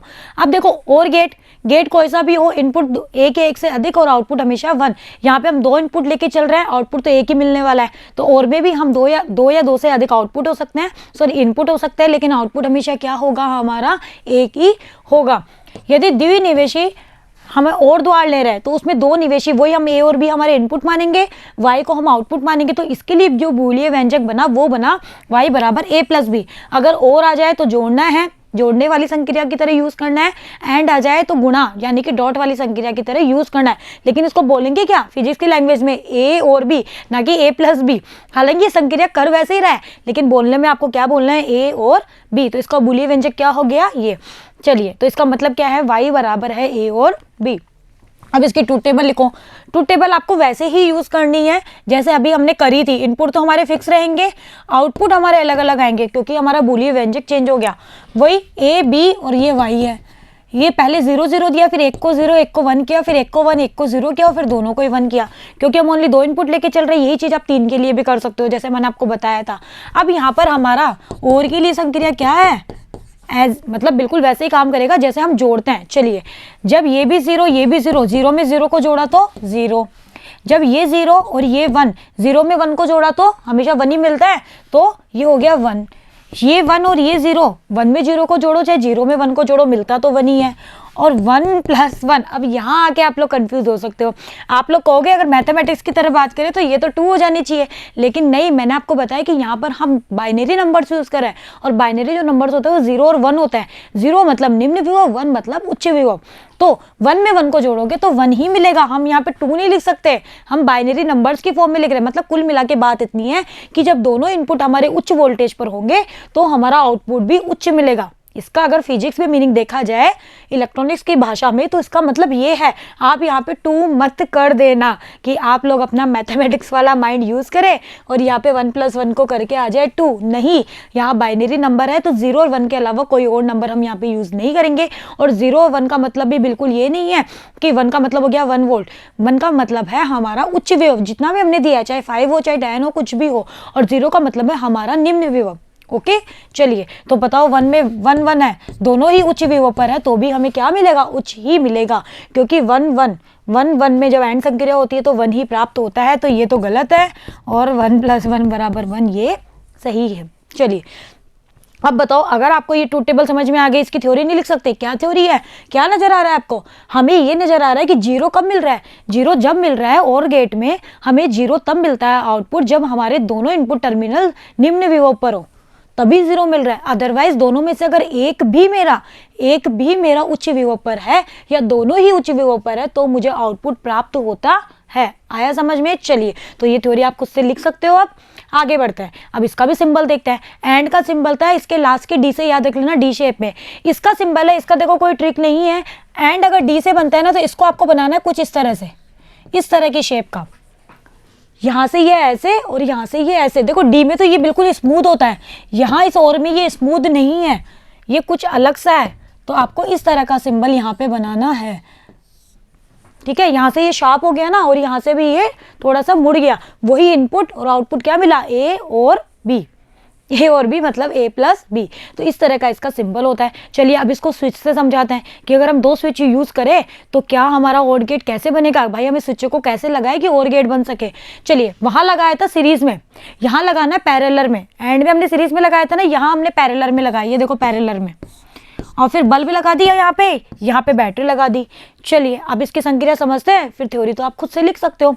सबसे पहले इस स्विच को मैंने रखा ऑफ और इसको भी मैंने रखा ऑफ, यानी कि दोनों जो स्विच है वो मेरे खुले हैं। मैं आपको बता चुकी हूँ, कंफ्यूज नहीं होना है। दोनों जब स्विच खुले, यहाँ से करंट आई, यहाँ पे पहुंची, इसको आगे जाने का रास्ता ही नहीं मिला क्योंकि परिपथ खुला है। चलो फिर करंट कहती है कि मैं तो यहाँ से भी जा सकती हूँ, जा सकती है ना, लेकिन यहाँ पे भी आई तो ये भी इसको खुला मिला, यानी कि ये स्विच भी इसको बंद मिला, ऑफ मिला। तो दोनों ही स्विच से जब करंट आगे नहीं जाएगी तो बल्ब जलेगा नहीं, तो आउटपुट क्या मिला, जीरो। चलिए, इस स्विच को मैंने खोल दिया और इसको तो मैंने बंद ही रखा। इस स्विच को तो खोल दिया, इसको बंद रखा। करंट यहाँ से आई, पहले यहाँ गई तो ये बंद मिला, यानी कि करंट यहाँ से यहाँ पे आते हुए यहाँ चली गई। इधर से भी करंट आएगी, यहाँ पे आई तो इसको खुला मिला, तो करंट यहाँ से आ ही नहीं सकती। तो लेकिन इससे तो आ रही है, इससे आ रही है, तो बल्ब मेरा जलेगा, इसलिए 1 मिला। बताओ यही है क्या, 1 0 होने पर 1, 1 0 होने पर 1। यस, सिमिलरली यही काम अगर मैं इसको 0 और इसको 1 करके करूं तो अब की बार यहाँ से करंट नहीं जाएगी, लेकिन ये इसको परिपथ क्या मिल गया, ये स्विच इसको बंद यानी कि ऑन मिल गया, तो करंट यहाँ से होते हुए बल्ब में जाएगी और 1 मिलेगा। और अगर दोनों ही स्विच मेरे क्या हो, ऑन हो या स्विच मेरे बंद हैं, क्लोज है, तो उस कंडीशन में करंट यहाँ से भी जाएगी, यहाँ से भी जाएगी और इसमें होते हुए बल्ब में आएगी और मुझे 1 मिलेगा। तो बताओ इजी है या नहीं। तो अभी थ्योरी आप लिख सकते हो। चलिए, तो ये तो था मेरे स्विच के द्वारा हमने हमारा और गेट बना लिया। चलिए, स्विच के द्वारा बना लिया, ये इसकी पूरी थ्योरी है। अब बात करते हैं डायोड के द्वारा। वहाँ डायोड में हमने पी पार्ट को इस तरह जोड़ा था ना, यहाँ आपको जैसा डायोड का सिंबल होता है ना उस तरह ही जोड़ना है। ये डायोड का सिंबल होता है ना, इस तरह दोनों डायोड को जोड़ना है। और वहाँ हमने बैटरी लगाई थी ना आर के नीचे, यहाँ कोई बैटरी नहीं लगा रही है, यहाँ पे इसको ग्राउंड कर दिया। आउटपुट हमें यहाँ मिलेगा इस आर के अक्रॉस, वही इसका दूसरा सिरा ग्राउंड है ही आउटपुट का, और एक सिरा यहाँ पे लोड पे जुड़ा हुआ है। चलिए, अब ये हो गया और गेट का डायग्राम। अब देखो यहाँ पर क्या होगा, यहाँ पर ये होगा कि वही 0 वोल्ट के रूप में तो हम 0 वोल्टेज यूज करेंगे और 1 के रूप में हम वही 5 वोल्टेज को लेके चल रहे हैं। हम हमारे सिंबल्स को सेम रख रहे हैं ताकि हम कंफ्यूज ना हो। अब देखो ये भी 0 और ये भी 0, जब ये भी 0 ये भी 0, यानी कि पी पार्ट निम्न विभव, इसका भी पी पार्ट, क्योंकि ये पी है ये एन है, ये पी है ये एन है। जब पी पार्ट निम्न विभव तो डायोड हमेशा होता है रिवर्स बायस, यानी कि D1 कहता है मैं तो रिवर्स बायस में चला गया, D2 कहता है मैं भी रिवर्स में ही चला गया, क्योंकि दोनों को ही हम तो निम्न विभव दे रहे हैं। जब दोनों ही रिवर्स में चले गए तो यहाँ से धारा का कोई चालन होगा नहीं होगा ना। धारा का जब कोई चालन नहीं होगा तो आउटपुट मेरा क्या होगा, 0 प्राप्त होगा। तो हमें आउटपुट क्या मिलेगा, 0, क्योंकि यहाँ पे कोई धारा आई नहीं रही, नीचे भी कोई बैटरी नहीं है, जिसकी वजह से आउटपुट मेरा क्या हो गया, 0। चलिए, अब मैंने कहा इसको तो मैंने कर दिया उच्च विभव, यानी कि 5 वोल्टेज दे दिया या 1 कर दिया, और इसको तो मैंने 0 पर ही रखा। जब मैंने इसको 5 दिया तो D1 कहता है मैं तो फॉरवर्ड में आ गया, क्योंकि मेरा तो पी पार्ट जो है वो उच्च पे चला गया। D2 कहता है मेरा तो पी पार्ट अभी भी 0 पर है, तो मैं तो रिवर्स में ही हूँ, तो मैं तो धारा का चालन नहीं कर सकता। D1 कहता है मैं तो कर सकता हूँ, कर सकता है ना। तो जब ये धारा का चालन करेगा तो यहाँ से धारा आएगी और हमें आउटपुट क्या मिलेगा, 1 मिलेगा। मिलेगा नहीं मिलेगा, मिलेगा। तो यहाँ पे आउटपुट कितना हो गया, 1। तो देखो बिल्कुल यही थ्योरी लिखी हुई है। जब ए और बी दोनों 0 तो दोनों डायोड चालन नहीं कर रहे, क्योंकि दोनों ही रिवर्स में है, इसलिए 0। जब ए को मैंने हाई कर दिया, बी को 0 किया, तो D1 हो गया फॉरवर्ड और D2 मेरा क्या हो गया, रिवर्स। तथा इस पर कोई विवो पाथ नहीं होगा और आउटपुट मुझे क्या मिला 1। अब की बार मैंने कर दिया, इसको तो 0 रखा, इसको कर दिया 1, यानी कि इसको दे दिया 5 वोल्टेज। तो ये तो आ गया फॉरवर्ड में और ये आ गया वापस रिवर्स में। तो ये तो धारा का चालन नहीं कर रहा, लेकिन ये कर रहा है, तो अब भी यहाँ से धारा का चालन होगा और आउटपुट कितना मिलेगा 1। और जब दोनों को ही मैंने क्या कर दिया 5-5 कर दिया, दोनों ही मेरे क्या हैं फॉरवर्ड में आ गए, दोनों ही धारा का चालन करेंगे तो भी आउटपुट क्या मिलेगा 1। तो आया आपको समझ में। तो जब डायोड को इस तरह से लगाते हैं तो हमारा बनता है और गेट। ट्रूथ टेबल हमारी ट्रूथ टेबल से ही हम पहचानते हैं कि हमारा कौन सा गेट है। बहुत बार होता है एग्जाम में आपको ट्रूथ टेबल दे दी जाती है और बोलता है कि बताओ कौन सा गेट बन रहा है, तो आपको ट्रूथ टेबल में संक्रिया पता होनी चाहिए कि हमारा जो मतलब आपको कुल मिला के ये अगर बूलियन व्यंजक याद है ना, और इन बूलियन व्यंजक का मीनिंग याद है कि y बराबर a प्लस बी है तो और गेट बनता है, y बराबर a डॉट बी है तो एंड गेट बनता है। अब इनको संक्रिया कैसे करवानी है, डॉट लगा रहे हैं मतलब गुणा की तरह संक्रिया करवानी है, प्लस लगा रहे हो तो जोड़ की तरह संक्रिया करवानी है। लेकिन यहाँ पर ये थोड़ा सा है कि 1 में 1 को जोड़ के 2 मत करना, 1 में 1 को जोड़ के 1 ही मिलेगा। चलिए, तो ये हो गया मेरा डायोड के द्वारा मेरा और गेट का एक्सप्लेनेशन। बिल्कुल सारी थ्योरी लिखी हुई है, आप अच्छे से एक बार समझना, पढ़ना और उसके बाद में खुद की लैंग्वेज में इसको राइट डाउन करना। अब देखो बच्चों, हमें ये सारी चीज़ें समझ में आ गई। अब हम बात करते हैं हमारे नॉट गेट की। एक तीसरा गेट और है ना, नॉट गेट, इसको प्रतिलोमक भी कहते हैं, और को अपी भी कहते हैं, एंड का कोई नाम नहीं था, ठीक है। एंड को हमने एंड ही कहा, और को हमने अपी कहा, और नॉट को हम क्या कहते हैं, हमारा प्रतिलोमक या फिर नॉट गेट। नॉट गेट जो होता है ना, इसकी खासियत होती है, इस नॉट गेट में एक ही इनपुट होता है और एक ही आउटपुट होता है। अब तक हमने जो दोनों गेट पढ़े, हमने 2 या 2 से अधिक इनपुट दे रहे थे ना, 2 भी हो सकता है, 3 भी, 4 भी। लेकिन हमारा नॉट गेट कहता है कि मेरी ये प्रॉपर्टी कि मुझे आप एक ही तो इनपुट दो और एक ही आउटपुट आपको मिलेगा। भाई आउटपुट तो सब में एक ही प्राप्त हो रहा है, तो कुछ नया नहीं है, लेकिन इसकी मेन प्रॉपर्टी क्या हुई कि इसके अंदर इनपुट क्या होता है, एक ही होता है, यानी कि आपको एक ही इनपुट देना पड़ेगा। तो नॉट द्वार ऐसा तार्किक द्वार होता है जिसमें एक ही निवेशी होता है और एक ही निर्गत होता है। और निर्गत जब हमें जो आउटपुट प्राप्त होता है ना, वो हमें निवेशी का उल्टा मिलता है। मतलब ये कि अगर मैंने निवेशी के ऊपर निम्न विभव दिया तो आउटपुट मिलेगा उच्च विभव, और अगर मैंने निवेशी के ऊपर उच्च दिया तो आउटपुट मिलेगा निम्न। इसी की वजह से हम इसे कहते हैं प्रतिलोमक, यानी कि इसके निवेशी का उल्टा हो गया ना आउटपुट, इसलिए इसको प्रतिलोमक भी कहते हैं। आया समझ में। चलिए, अब इसका बूलियन व्यंजक क्या, इसका बूलियन व्यंजक ये कि इसके अंदर एक ही निवेशी। जब इसके अंदर एक ही निवेशी तो मैंने नाम दे दिया इसको ओनली ए। भाई एक ही है तो आउटपुट जो आउटपुट मिलेगा ना वाई, वो इस ए का बार मिलेगा। प्रतिलोमक के रूप में हम यहाँ यूज करेंगे ए के ऊपर बार लगा दो। इसका मतलब ये कि ये जो जिस कंडीशन में है ना, उसका उल्टा ये है बार। मतलब ये कि अगर ये 0 है ना तो ये वाई बराबर होगा 1, अगर ये 1 है तो वाई बराबर होगा 0। मतलब इनका उल्टा, आपको इनका उल्टा करना है, या फिर इनका मतलब ये कह सकते हैं कि प्रतिलोम करना है। तो इसलिए इस द्वार का नाम हो गया मेरा प्रतिलोमक द्वार, और इसका बूलियन व्यंजक क्या हो गया, y बराबर a बार, यानी कि जैसा ये होगा उसका प्रतिलोम मेरा आउटपुट होगा। चलिए, अब इसकी सत्यता सारणी तो बहुत ईजी, जब एक ही इनपुट तो सत्यता सारणी भी छोटी। भाई a को मैंने 0 किया तो y मिला 1, इसको 1 किया तो इसको 0, छोटी सी है ना। चलिए, अब इसका जो सिंबल होता है वो ये होता है, मतलब ये कि जो डायोड, हम जो डायोड यूज करते हैं ना ऐसे, उसमें आप इस एन पार्ट की जगह क्या लगा दो, एक गोला लगा दो, ये कहलाएगा मेरा नॉट गेट। अब ये बन गया नॉट गेट, तो ये हो गया इसका सिंबल। अगर आपको कभी भी डायोड के आगे ऐसे गोला नजर आ जाए ना, तो आप समझ लेना कि वो मेरा नॉट गेट है। इनपुट दिया एक ही, आउटपुट भी एक ही मिला, और वो मिला ए का बार, यानी कि ये 0 था तो ये 1 मिलेगा, ये 1 है तो ये क्या मिलेगा 0। ये इसकी खासियत है। चलिए, अब इसको हम समझते हैं हमारे स्विच के लिए। अब डेफिनेट सी बात है कि इसके अंदर एक ही स्विच है, तो सॉरी एक ही इनपुट है और एक ही आउटपुट होता है, तो एक ही स्विच काम मिलेंगे। तो यहाँ जो स्विच लगाया जाता है वो हमेशा ये जो बल्ब लगाते हैं ना, उसकी श्रेणी क्रम में लगाते हैं। ये हमारा स्विच है और ये हमारा बल्ब है। यहाँ एक प्रतिरोध R लगाया जाता है और ये हमारी बैटरी है। अब देखो, अगर मैंने इस स्विच को कर दिया, ये स्विच खुला है, यानी कि ये 0 कंडीशन में है। खुला मतलब मैंने इसको जोड़ा नहीं यहाँ से, तो ये ओपन है, ठीक है। ओपन है मतलब हमारा ऑफ है, ऑफ कंडीशन है, यानी कि निम्न विभव है। देखो चीज ध्यान रखना, 0 का मतलब होता है ऑफ, और ऑफ का मतलब होता है, अगर स्विच की फॉर्म में बोले तो स्विच ओपन है।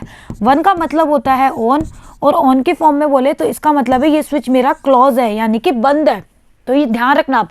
तो ये मेरा, अगर मेरा जो हमने जो स्विच है उसको ऑफ कर रखा है, ठीक है, स्विच को हमने ऑफ कर रखा है, ऑफ का मतलब है जीरो। इस ऑफ का मतलब आप ऐसे मत समझ लेना, इसको अगर वैसे बोले ना कि ये स्विच खुला है कि बंद है परिपथ में, तो इसको बोलेंगे खुला है।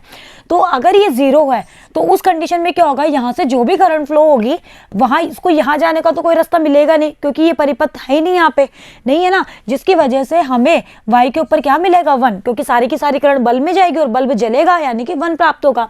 और अगर इस स्विच को मैंने कर दिया क्लोज यानी कि 1, इसको जोड़ दिया यानी कि 1, यानी कि ऑन कर दिया, मैंने स्विच चालू कर दिया, ऑन कर दिया यानी कि चालू कर दिया, तो उस कंडीशन में जो भी करंट जाएगी वो इस सर्किट में होते हुए, अभी सर्किट पूरा पैक हो गया, इस सर्किट में होते हुए निकल जाएगी, जिसकी वजह से यहाँ कोई करंट पहुंचेगी नहीं और आउटपुट मुझे क्या मिलेगा 0। और ये जो आर होता है ना, ये इस जब आपका स्विच ऑन रहता है, मतलब आपने स्विच को क्लोज कर रखा है, उस कंडीशन में इस बैटरी को लघुपतित होने से बचाने के लिए हम यहाँ पे आर यूज करते हैं। तो आया आपको समझ में? इन चीज़ों में कंफ्यूज मत होना, ये थोड़ी कंफ्यूजिंग चीज़ें हैं, लेकिन अगर आप खुद के कॉन्सेप्ट से करोगे तो समझ में आ जाएगा। स्विच आप ऑन करते हो यानी कि लाइट चल रही है, यानी कि ये इस तरह से जॉइंट है यानी कि क्लोज है, और 0 का मतलब है आपका स्विच ऑफ है, उस वे में बोले तो ऑफ यानी कि ये ओपन है।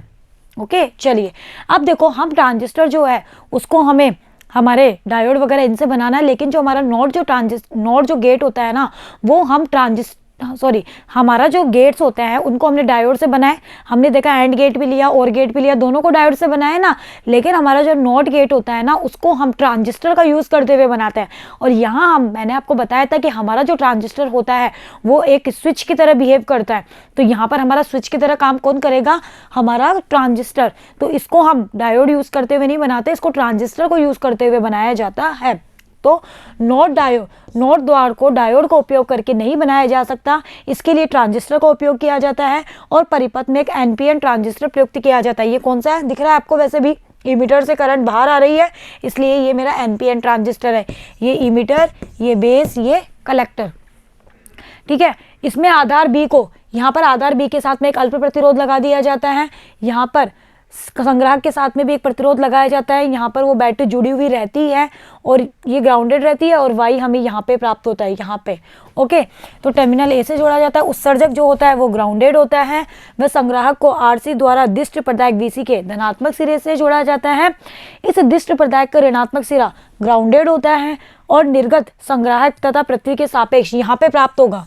जो निर्गत हमें प्राप्त होता है वो हमें यहाँ पे प्राप्त होगा। अब आप लोग थोड़ा सा देखो, ट्रांजिस्टर एडजस्ट स्विच ऐसे तो बहुत बड़ा टॉपिक है, लेकिन हम उसको ज़्यादा डिटेल में यहाँ स्टडी नहीं करेंगे। मैं सिर्फ आपको थोड़ा सा बताऊंगी जो आपको याद रखना है। वो क्या कि अगर हमारे ट्रांजिस्टर पर इनपुट 1 आ रहा है, मतलब हमारा ट्रांजिस्टर सक्रिय कंडीशन में है, ठीक है, उस कंडीशन में सक्रिय नहीं, मतलब अगर हमारा ट्रांजिस्टर जो है उसके ऊपर लघु निवेश आ रहा है। लघु निवेश का मतलब होता है कि हमारा जो आप निवेशित जो दे रहे हो ना वो बहुत कम है, तो हमें आउटपुट मिलेगा उच्च। क्या मिलेगा? अगर लघु निवेश आ रहा है मतलब 0 है तो आउटपुट मिलेगा 1, और अगर ट्रांजिस्टर पर उच्च निवेश आ रहा है तो हमें आउटपुट क्या मिलेगा? 0। देखो ट्रांजिस्टर जो होता है वो आपको पता है कि 3 रीजन हमने बताए थे, क्या? कट ऑफ, एक्टिव और सैचुरेशन, 3 तरह के रीजन थे, ठीक है। ये जो रीजन होता है ये मेरा कट ऑफ रीजन होता है, ये जो रीजन होता है ये सैचुरेशन रीजन होता है, और ये जो रीजन हमें प्राप्त होता है ये हमारा एक्टिव रीजन होता है। तो इसमें अगर ट्रांजिस्टर का मैं ग्राफ बनाऊँ ना तो कुछ इस तरह का ग्राफ होता है, जिसको हम यहाँ पे स्टडी नहीं करेंगे, फिर भी मैं बताती हूँ आपको। जैसे 3 तरह के रीजन में बनाऊँ तो इस तरह से, इस तरह से, इस तरह से प्राप्त होता है, यानी कि सैचुरेशन रीजन में जो आउटपुट होता है वो बहुत कम प्राप्त होता है, ठीक है। और मेरा जो कट ऑफ रीजन होता है उसमें आउटपुट जो होता है वो हमें बहुत अधिक प्राप्त होता है। ये वी आउटपुट और वी इन के बीच का ग्राफ है, ओके। कि सैचुरेशन जो रीजन होता है उसमें वी इन कम होने पर भी आउटपुट ज़्यादा होता है। तो वही चीज़ मैंने बताई कि अगर आपका वी इन कम है तो आउटपुट क्या मिलेगा? ज़्यादा, ठीक है, क्योंकि उस कंडीशन में हमारा जो ट्रांजिस्टर होता है वो कट ऑफ रीजन में होता है। किस रीजन में होता है? कट ऑफ रीजन में होता है। और जब मेरा वी इन ज़्यादा, यहाँ पे वी इन ज़्यादा है तो देखो वी आउटपुट कम है, तो यही 1 0, उस कंडीशन में ट्रांजिस्टर जो होता है वो सैचुरेशन यानी कि संतृप्त रीजन में होता है, जिस वजह से हमें आउटपुट जो होता है वो कम प्राप्त होता है। कुछ इस तरह का ग्राफ होता है। इस ग्राफ को स्टडी करके मैंने आपको सिर्फ एक शॉर्ट वे में इसको बताया है, हम इसको यहाँ बहुत ज़्यादा डिटेल में स्टडी नहीं करेंगे क्योंकि हमारे सिलेबस का पार्ट नहीं है, लेकिन इसको समझाने के लिए मुझे आपको ये चीज़ बताना ज़रूरी था, इसलिए मैंने आपको थोड़ा सा बता दिया। तो आप इतना ध्यान रखना कि जब भी आपका वी इनपुट कम होगा आपने जो भी निवेश कम दिया है, तो उस कंडीशन में हमारा ट्रांजिस्टर कट ऑफ रीजन में होता है। कौन से में होता है? कट ऑफ, यानी कि अंतक क्षेत्र में होता है, तो हमें वी आउटपुट ज़्यादा प्राप्त होता है। इस ग्राफ से भी दिख रहा है वो तो। और जब हमारा वी इनपुट ज़्यादा होता है तो ट्रांजिस्टर सैचुरेशन रीजन में आ जाता है, जिसकी वजह से हमारा जो वी आउटपुट होता है वो कम प्राप्त होता है। चलिए, तो अब हम हमारे इसको बनाते हैं कि आखिर हमारा जो नॉट गेट है, जो हमने ट्रांजिस्टर को यूज़ करके बनाया, वो हमारी जो ट्रूथ टेबल मिली ना, 0 है तो 1, 1 है तो 0, उसको फॉलो कर रहा है या नहीं। तो देखो क्या, जब ए भू संपर्कित है तो वी आधार भी भू संपर्कित होगा। अब देखो इस कंडीशन में मैंने क्या कर दिया कि यहाँ से मैंने 0 दिया, यानी कि मैंने आधार को भू संपर्कित कर दिया। तो यहाँ से जब मैंने 0 दिया तो यहाँ कोई करंट फ्लो नहीं होगी। जब कोई करंट फ्लो नहीं होगी तो ये भी मेरा 0 पर रहेगा। ये तो वैसे भी ग्राउंडेड है, यानी कि यहाँ पर इन दोनों संधि के अंदर ना तो फॉरवर्ड होगा ना ही रिवर्स होगा, कोई बायस नहीं होगा, नहीं होगा ना। लेकिन यहाँ से सी जो है वो पॉजिटिव पर है और ये एनपीएन ट्रांजिस्टर है। एनपीएन है या नहीं? एन को जोड़ दिया हमने पॉजिटिव से, तो उत्सर्जक संधि पर कोई अभिनीति नहीं होगी, लेकिन जो आधार संग्राहक संधि है वो उत्क्रम अभिनीत होगी। क्यों? क्योंकि एन जुड़ गया पॉजिटिव से।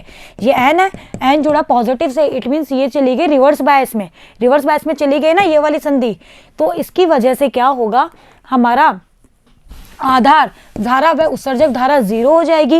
यानी कि हमारी आधार धारा 0 ही तो हो गई कि हमने कोई इनपुट दिया ही नहीं, तो आधार धारा 0, यहाँ पर कोई अभिनीति नहीं होने की वजह से उत्सर्जक धारा भी 0। और आपको पता है कि जो आई होता है वो IB प्लस IC होता है ट्रांजिस्टर के लिए। जब ये दोनों 0 तो IC भी क्या होगी? 0 होगी। जब IC मेरी 0 होगी तो उस कंडीशन में क्या होगा, मेरा जो ट्रांजिस्टर है वो कट ऑफ रीजन में चला जाएगा। ठीक है, जब आपकी IC कट ऑफ रीजन में, हमारी जो IC होती है वो भी 0 होती है, IE भी 0 होती है, IB भी 0 होती है। ठीक है, लगभग 0 के बराबर होती है, जिसकी वजह से हमारा जो ट्रांजिस्टर है वो कट ऑफ रीजन में चला जाएगा। और जब ट्रांजिस्टर कट ऑफ रीजन में चला जाएगा तो अभी मैंने आपको बताया इस ग्राफ से वी आउटपुट मुझे अधिकतम प्राप्त होगा, यानी कि यहाँ पर मुझे 1 प्राप्त होगा। याद रखो, ट्रांजिस्टर कट ऑफ रीजन में तो हमें आउटपुट अधिकतम, ट्रांजिस्टर सैचुरेशन रीजन में तो आउटपुट मिनिमम। चलिए, अब अगर मैंने इसको 1 कर दिया, जब मैंने इसको 1 कर दिया तो उस कंडीशन में IB होगी ना, तो ये जो संधि है ये मेरी क्या हो जाएगी, मेरी ये जो संधि है वो इस कंडीशन में क्या हो जाएगी, फॉरवर्ड बायस में हो जाएगी। होएगी नहीं होएगी भाई? यहाँ से मैंने 1 कर दिया, इसकी वजह से मेरी जो EB संधि है वो फॉरवर्ड बायस में हो गई। जब मेरी EB संधि फॉरवर्ड बायस में हो गई तो उस कंडीशन में आधार धारा, उत्सर्जक धारा और संग्राहक धारा तीनों ही होंगे। भाई जब वो वाली संधि फॉरवर्ड बायस में हो गई, वहां से मैंने 1 दिया तो IB भी 0 नहीं है, IE भी 0 नहीं है, IC भी 0 नहीं है, तो तीनों की तीनों उपस्थित होगी। तो उस कंडीशन में हमारा जो ट्रांजिस्टर वो सैचुरेशन रीजन में चला जाता है। और जब सैचुरेशन रीजन में चला जाता है तो इसकी वजह से मुझे आउटपुट क्या प्राप्त होता है बच्चों? आउटपुट मुझे 0 प्राप्त होता है, क्योंकि सैचुरेशन रीजन में आउटपुट का मान बहुत कम, यानी कि लगभग 0 प्राप्त होता है। तो आप लोग अगर इसको इस तरह से याद रखेंगे इस ग्राफ से, तो आप आसानी से इसको समझ सकते हैं। बाकी इसकी थ्योरी में भी यही है, यदि RB और RC के मान इस प्रकार से चयनित किए जाए कि संग्राहक धारा उच्च हो तो ट्रांजिस्टर संतृप्त यानी कि सैचुरेशन रीजन में होगा, वह RC पर 5 वोल्ट का विभवपात होगा जो संग्राहक परिपथ में लगी बैटरी के ठीक बराबर और विपरीत दिशा में। इस कारण मुझे C पर, देखो इसके ऊपर वोल्टेज ड्रॉप होगा जब ये सैचुरेशन रीजन में होगा तो, और जिसकी वजह से क्या होगा, यहाँ पर इसके ऊपर, तो यहाँ पर इसके ऊपर इसका जो मान होगा वोल्टेज का वो 0 होगा, जिसकी वजह से आउटपुट पे भी मुझे क्या प्राप्त होगा?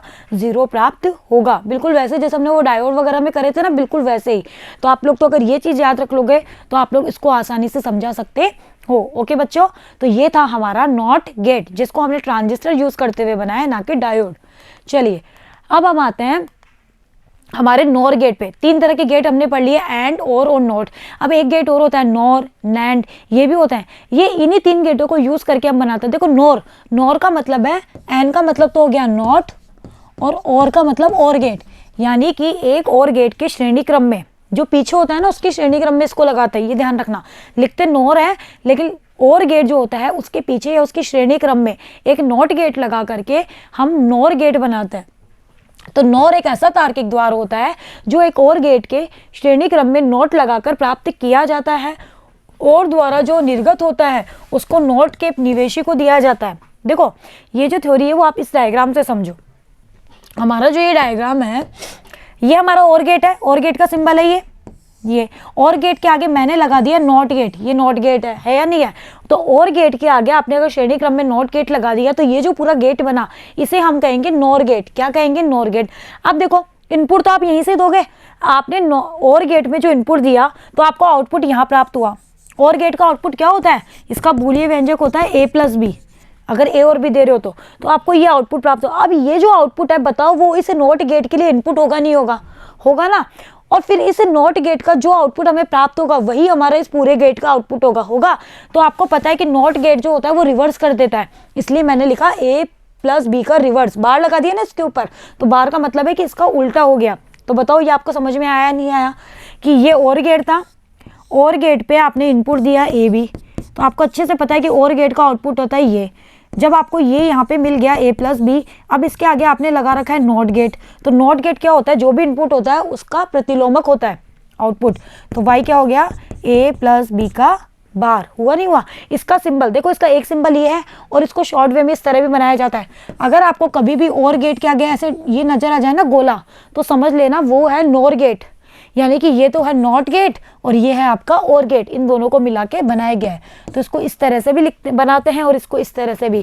तो आपको एग्जाम में ऐसे क्वेश्चंस आएंगे, आपको गेट्स बना के दे दिए जाएंगे और बोलेगा इनपुट ये है तो आउटपुट बताओ। तो पहले तो आपको गेट्स पहचानने आने चाहिए कि आखिर मेरे गेट्स कौन कौन से हैं। तो ये तो है और गेट, ये है नॉट गेट। और सिंपल ऐसे होता तो और गेट होता ना, ठीक है बिल्कुल। अब यही काम हम नैंड में भी करेंगे। तो इसमें हमारा आउटपुट क्या हो गया? a प्लस बी का बार। अब इसका बूलियन व्यंजक क्या हो गया? ये हो गया। नॉर द्वार में दो या दो से अधिक निवेशी होते हैं, लेकिन निर्गत तो एक ही मिला। भाई निर्गत तो आपको एक ही मिल रहा है ना, ये देखो निर्गत तो तब भी एक ही प्राप्त हो रहा है। चलिए अब इसकी सत्यता सारणी बनाओगे तो बताओ कैसे बनाओगे? रटना नहीं है, आपने इनपुट दिया ए बी, दिया ना। आप तो अपने कॉन्सेप्ट से चलो कि मैंने ए बी इनपुट दिया, लेकिन इसे नोट और के आगे एक नोट लग रहा है।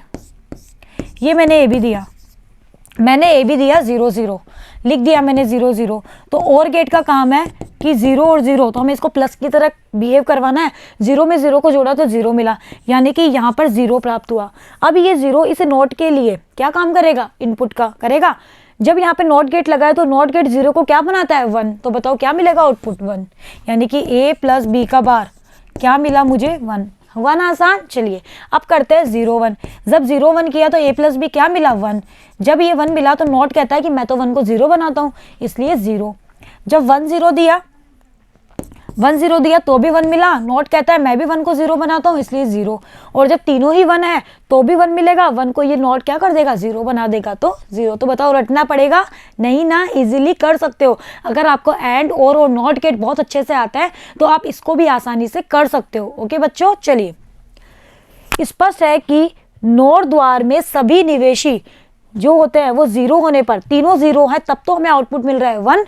और तीनों में से कोई भी एक, इसमें दोनों 0 है तब तो मुझे मिल रहा है आउटपुट 1। और अगर दोनों में से कोई भी एक उच्च विभव पर है तो आउटपुट मुझे 0 प्राप्त होता है।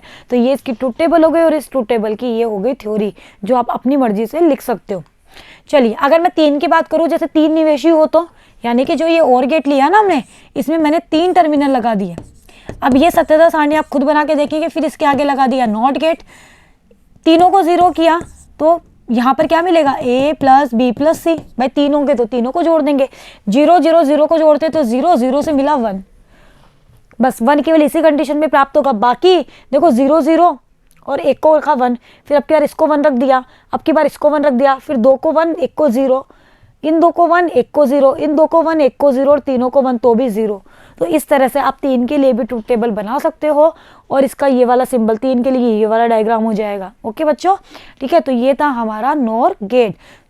चलिए अब हम पढ़ते हैं नैंड गेट। जैसे नॉर है ना, वैसे ही नैंड गेट भी होता है। नैंड है तो मतलब एंड के श्रेणी क्रम में आप एक नोट लगा दो। अब की बार एंड गेट ले लो और उसके श्रेणी क्रम में एक नोट लगा दो। तो देखो ये रहा मेरा एंड गेट, ये एंड गेट ही तो है, बताया था ना डी की शेप में, ये एंड गेट आ गया, इसके श्रेणी क्रम में नॉट गेट लगा दिया ऐसे, या फिर इसको शॉर्ट वे में लिखे तो एंड के आगे ऐसे गोला लगा दो। अब एंड जो होती है उसकी संक्रिया होती है ए डॉट बी होती है ना भाई, ए एंड बी, जिसको हम ए डॉट बी बोलते हैं हमारी लैंग्वेज में, और नोट लगा दिया तो इसका इन्वर्स हो जाएगा। तो इसका बूलियन व्यंजक क्या हो गया? y is equal to A dot B का बार या ए एंड बी का बार।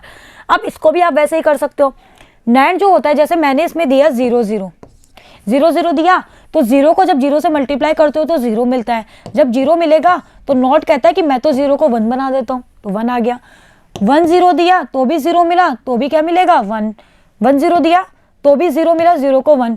0 1 दिया तो भी 0 मिला, 0 को 1। और 0 1 1 दिया तो 1 और 1 का हो गया 0। तो इस तरह से इसकी सत्यता सारणी बनेगी। देखो 0 0 दिया तो 1, 0 1 दिया तो भी 1, 1 0 दिया तो भी 1, 1 1 1 दिया तो 0। तो यही तो करा था हमने, 1 1 दिया तो 0 और बाकी कंडीशन में हमें 1 1 प्राप्त हो रहा है। ये देख लो, आप लोग ऐसे करके देख लो ना, रटने की जरूरत ही नहीं है। एंड गेट की संक्रिया देख लो, फिर एंड के बाद में नोट की संक्रिया लगा दो। भाई 0 0 है, 0 को 0 से मल्टीप्लाई किया तो 0 ही मिला, 0 को नोट बना देता है 1। 0 1 किया, 1 को 0 से मल्टीप्लाई करोगे तब भी 0 मिलेगा, 0 को नोट बना देता है 1। 1 0 करोगे तो भी 0 मिलेगा, 0 को नोट ने बना दिया 1। 1 1 करोगे तो 1 मिलेगा, 1 को नोट ने बना दिया 0। तो ये हो गई इसकी ट्रुथ टेबल। ओके, और ये इसके डायग्राम जो आप ध्यान रखना। अब देखो एक गेट और होता है जिसे हम कहते हैं एक्सओर गेट। क्या कहता है? एक्सओर। इसको बोलते हैं एक्सओर गेट। अब देखो ये जो गेट होता है ना, इसका थोड़ा सा अलग ही है, वो आप ध्यान रखना। दो तार्किक चरों ए और बी के लिए एक्सओर की जो संक्रिया का बूलियन व्यंजक होता है वो ऐसा होता है।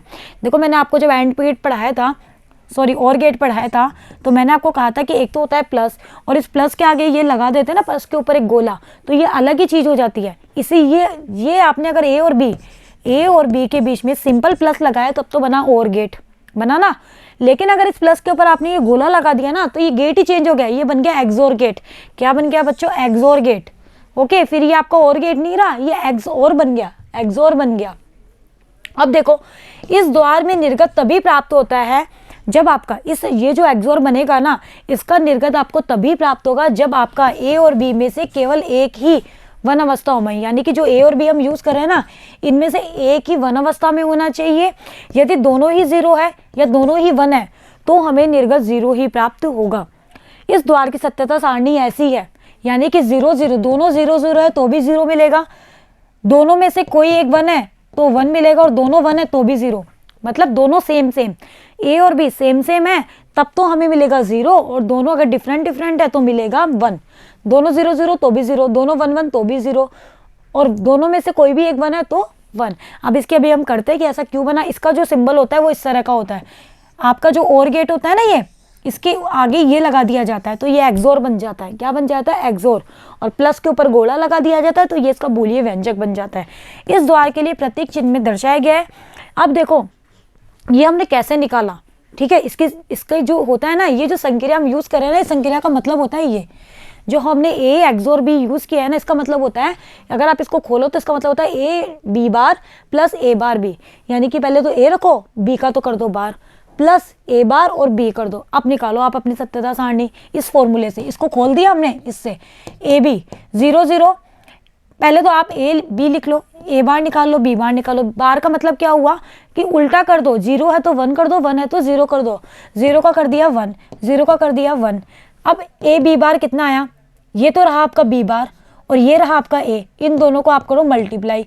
जब 1 को 0 से मल्टीप्लाई करोगे तो कितना आएगा? 0, प्लस ए बार बी, तो ए बार बी भी निकालो। ए बार कितना है? ए बार तो ये रहा 1 और बी कितना है? 0, तो ये भी 0, और इन दोनों को जोड़ो। अब इन दोनों को आप जोड़ दो, 0 में 0 को जोड़ा तो कितना मिला? 0। देखो थोड़ा सा टिपिकल है लेकिन इजीली हो जाएगा, आप खुद से करोगे ना तो हो जाएगा, ठीक है। कुछ नहीं करना है आपको, तो ये निकालना है ए बी बार और ए बार बी, और इनको जोड़ना है। वो जोड़ोगे ना वही इसका आउटपुट है, यानी कि ए एक्सओर बी है।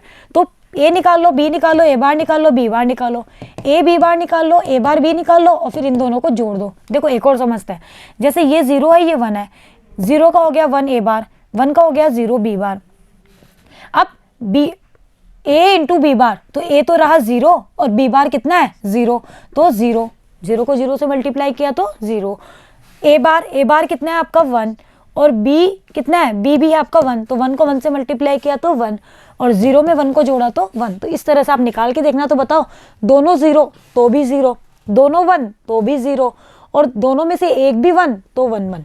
मतलब ये बीच की जो स्टेप्स है ना, ये हमने यहाँ हटा दी और हमने डायरेक्ट लिखा, लेकिन ये आती इस तरह से है क्योंकि ये इसका फॉर्मूला होता है, A B bar plus A bar B. Okay बच्चों, सिंबल हो ही गया। अब देखो ये इस तरह से मिलकर बना होता है, कि इसमें ये एक होता है एंड ये होता है हमारा एंड गेट, ये होता है हमारा एंड गेट। इस एंड गेट के पहले यहाँ एक नॉट गेट लगा होता है, इसमें भी एक नॉट गेट लगा होता है, और फिर इन दोनों के आगे एक और गेट लगा होता है, तब हमें जा करके ये चीज़ मिलती है। क्यों? क्योंकि आपने ए इनपुट दिया, आपको चाहिए A B bar, A B बार चाहिए ना। ए बी बार कब मिलेगा? जब आपने बी के आगे नॉट गेट लगा दो, तभी तो वो बी बार देगा। तो देखो इस बी के आगे नॉट गेट लगा दिया तो यहाँ से बी बार मिलेगा, मिलेगा नहीं मिलेगा? भाई इस बी के आगे मैंने ये नॉट गेट लगा दिया और ए बार भी चाहिए, तो इस ए के आगे भी मैंने नॉट गेट लगा दिया। ये बी वाला है और ये ए वाला है, तो यहाँ से तो मिल गया ए बार बी और यहाँ से मिल गया बी बार ए या ए बी बार। और फिर इन दोनों के आगे मैंने लगा दिए एंड गेट, एंड गेट लगा दिए। देखो इसको है ना थोड़ा सा आप ऐसे समझो, ये थोड़ा सा आपको डायग्राम कॉम्प्लिकेटेड सा लग रहा है लेकिन ये है बहुत ईजी। वापस से समझते हैं। देखो मुझे आउटपुट चाहिए A B bar plus A bar B, मेरा आउटपुट तो यही है, A B bar plus B bar, A B bar plus A bar B.